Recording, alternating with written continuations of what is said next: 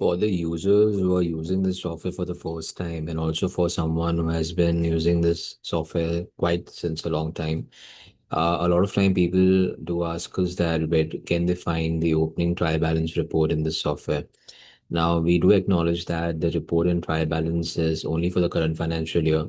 If you would want to see and view what are the opening balances that you have imported, generated, inputted, or also refetched from the previous financial years, you would have to come to this option in masters called opening balance. And in opening balance, you have an option of the menu called opening trial balance. Here, you can select the date as of that you would want to see the opening balances.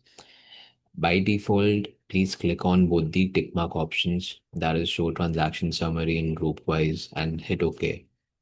Once you do that, only then you would be also be able to view the opening balances with the current year debit and credits, and also the closing balances net of that.